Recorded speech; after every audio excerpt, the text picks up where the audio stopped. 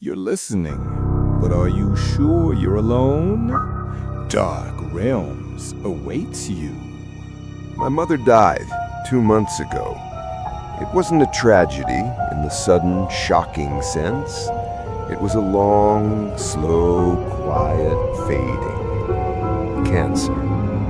We had years to prepare, but you never really prepared. The last week was spent in a sterile, beige-colored hospice room that smelled of bleach and quiet finality. I sat by her bed, holding her thin, papery hand, just watching her breathe. She was at peace with it. That was the strangest, most difficult part. While I was a tangled, screaming knot of grief and anticipatory loss, she was serene. On her last day, when her breathing was shallow and her voice was a dry, rustling whisper, she pulled me close. Her eyes, which had been cloudy and distant, were suddenly crystal clear. "Don't be sad, my love," she whispered, a faint, tired smile on her lips. "I'm not afraid. I've never been afraid. He's always been with me." "Who, Mom?" I asked, my voice thick with tears. "My guardian," she said, her gaze shifting to a point just over my shoulder. "My protector. He was a gift from my own mother when she passed. He's kept me safe my whole life. He's never let any real harm come to me." I didn't know what to say. My mother had always been a little spiritual, in a vague, non-denominational way. I just assumed it was the morphine talking, a final, beautiful, meaningless piece of poetry. I squeezed her hand. "When I go," she continued, her eyes locking back onto mine with a startling intensity, "he will pass to you. He has to. He needs someone to watch over. You will be safe now, always." "Mom, don't talk like that," I choked out. "You won't believe me at first," she said, ignoring me, her voice gaining a strange, finer strength. "You will know.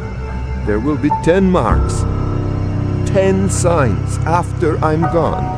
When you've seen the 10th, you'll know he's with you. And then you will see him." She recited the marks to me then, her voice a low, rhythmic chant. A coin returned, a silent bell, a path cleared, a saved fall, a warning unheard, a fear answered, a scent of the old earth, a touch of cold fur, a voice not your own, and finally, a gaze returned. She finished, and a deep, peaceful sigh escaped her lips. She closed her eyes, and a few hours later, she was gone. The funeral was a blur. The weeks that followed were a suffocating fog of grief and paperwork. I was just going through the motions, a ghost in my own life. I'd completely forgotten her strange final words. They were just the ramblings of a dying woman, a final, beautiful, meaningless piece of poetry. Then the first mark appeared. I was at the grocery store, fumbling for my keys in the parking lot, and a quarter slipped through my fingers, clattering onto the dark, wet asphalt. It was late, raining. I looked for a minute, but it was gone, probably rolled under the car. I sighed, wrote it off, and drove home.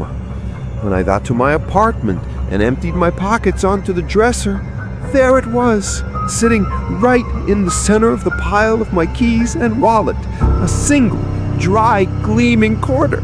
I stared at it. It was impossible.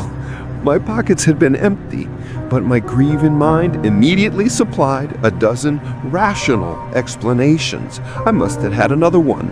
I must have picked it up without realizing it. I dismissed it, but a tiny cold seed of unease had been planted. A coin returned. A week later, the second mark. I was walking home from work, taking my usual route past an old decommissioned church. As I passed its silent stone bell tower, I heard it. A single, clear, resonant bong of a great bell echoing through the quiet afternoon air. I looked up. The tower was still. The great bell was motionless. No birds flew out. No one else on the street seemed to have noticed. An auditory hallucination, I told myself. Stress and grief do strange things to your mind. A silent bell. The third mark came a few days after that. My work building is old, and the maintenance staff is constantly doing repairs. I was heading to the break room, but the hallway was blocked by a huge, weird cart full of tools and equipment, left there by a worker who was nowhere to be seen. I sighed, annoyed, and turned to go the long way around. I got to the end of the hall, turned the corner, then realized I'd forgotten my wallet at my desk. I turned back. The hallway was empty. The massive cart was gone. The whole process had taken less than 30 seconds. There was no way anyone could have moved it that fast. It had just vanished. The path clear. I wasn't just uneasy anymore. I was starting to get scared. These could not be just coincidences. They were too specific, too perfectly aligned with my mother's strange prophecy. I started to feel like I was a character in a story that someone else was writing. And I started to feel like I was being watched. It was a constant, low-grade prickling sensation on the back of my neck. I'd be in my apartment and I'd feel a sudden, intense pressure, as if someone had just walked into the room. I'd spin around, my heart pounding, but there was never anyone there. I started seeing things too. Flickers of movement at the very edge of my vision, a shadow in a doorway that was a little too tall, a little too dark. When I'd turn to look, it would be gone. Mark number 4 happened a week later. I was clumsy with grief, not paying attention. I was walking down the stairs to my apartment's lobby. I missed a step and I pitched forward. I remember the sickening, weightless lurch, the flash of the hard tile floor rushing up to meet me. I braced for the impact, for the crack of bone, but it never came. I just stopped, a foot from the ground, suspended in midair for a split second, as if an invisible, powerful hand had caught me by the chest. Then I was set down, gently, on my feet. I stood there trembling, the empty, silent stairwell. A saved fall. The 5th and 6th marks came in quick succession, like a 1-2 punch from this invisible force that was now ordering my life. I was about to get on an elevator at a shopping mall when I felt a sudden, inexplicable wave of pure dread. A silent, internal scream telling me, "Do not get in." I hesitated and let the doors close without me. A moment later, the lights on the floor indicator went dark, and a loud, grinding screech echoed down the elevator shaft, followed by the distant sound of the alarm bell ringing. A warning unheard. That same evening, I was walking home through the park. A large, barking dog, off its leash, came bounding towards me, its teeth bared. I froze, a jolt of pure, primal fear shooting through me. The dog was a foot away, ready to leap, when it suddenly stopped. It let out a high-pitched, terrified yelp, tucked its tail between its legs, and fled, as if it had seen something standing right behind me. A fear answered. I was 6 marks in, and my life was no longer my own. I was being guided, protected, manipulated by an unseen, unknowable force. The feeling of being watched was a certainty now. I began to see it more clearly, though never directly. In the reflection of my dark TV screen, I'd see a shape standing in the room behind me. It was tall, stooped like an old man, with arms that were too long, their hands almost touching the floor. In the reflection of a shop window as I walked by, I'd see it, a dark, hulking shape, following a few paces behind me, always keeping to the shadows. When I'd turn to look, it would be gone. The 7th and 8th marks brought it closer from a visual presence to a physical one. I started to notice a strange smell in my apartment, a smell that would come and go without reason. It was a heavy, musky animal scent, the smell of damp, rich earth, and something else, something like wet fur, a scent of the old earth. All night I was lying in bed, the lights on, my nerves a raw, jangled mess. I was drifting in that gray space before sleep when I felt something brush against my outstretched hand. It was a coarse, bristly feeling like touching a thick, wiry animal pelt. I snatched my hand back with a choked cry, my heart exploding in my chest. I was alone in the room. There was nothing there. A touch of cold fur. I was 9 marks in, and the terror was a constant companion now. I knew the 10th mark was coming, and I knew that with it would come the final, terrible reveal. I didn't know what I was more afraid of, the waiting or the seeing. The 9th mark came last night. I had finally managed to fall into a fitful, exhausted sleep. I was woken up by this voice, a low, guttural, wet sound whispered directly into my ear. It wasn't a language I knew, but I felt the meaning of the sound in my bones. It was a word that meant mine, a voice not your own. I spent the rest of the night huddled in a corner of my living room, clutching a baseball bat, watching the shadows, waiting for the dawn. Tonight I knew it would end, the final mark. I sat on my couch, the TV off, all the lights in my apartment blazing. The feeling of the presence in the room was overwhelming. It was a physical pressure, a thickness in the air. The musky animal scent was overpowering. I could feel it just there, in the dark hallway that led to my bedroom, waiting. I don't know what came over me. Maybe it was a year of grief. Maybe it was weeks of terror, but I was done being scared. I was done being the victim in this ghost story. I needed to see it.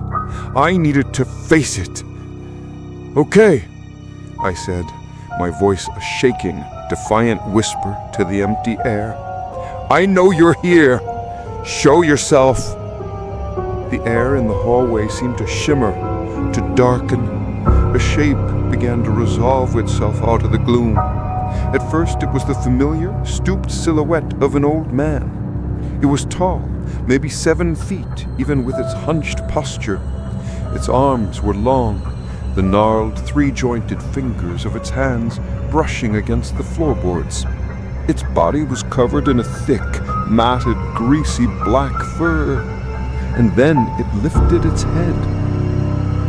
And I saw it. It wasn't a man's face. It was the long, narrow, bearded head of a goat. Its horns were thick and curved, spiraling back from its narrow skull.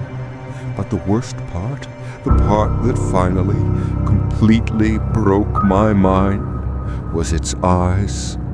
They weren't the dumb, placid eyes of a farm animal. They were a pair of intelligent, ancient, and utterly malevolent yellow eyes, the pupils horizontal slits like a serpent's, and they were looking directly at me. A gaze returned, the 10th mark, the final sign, my mother's guardian angel. I didn't scream. The sound was trapped in my throat, a solid, immovable ball of pure terror. We just stared at each other for an eternity across the 20 feet of my brightly lit living room, and in its ancient yellow eyes I saw it, the same serene, peaceful, knowing look my mother had on her face when she died. It is my protector, my guardian. It has been with me, a silent, unseen shadow for the past 2 months. It cleared the path for me. It saved me from the fall. It frightened away the dog. And now that I have seen it, It no longer feels the need to hide. I'm writing this now from my desk. The sun has come up, but it has brought no comfort, because it's still here. It's standing in the corner of my room by the door, its stooped, hairy form a black hole in the morning light. It hasn't moved. It just watches. My mother's final words echo in my head. I've never been afraid. He's always been with me. What do I do? How do you escape a guardian angel? How do you run from a protector that will never, ever let any harm come to you, but whose very presence is a fate worse than death? If this story chilled you, imagine what's waiting in the next one. Subscribe for more short horror every week. And if you have a true nightmare of your own, your story might be the next one told here in Dark Realms.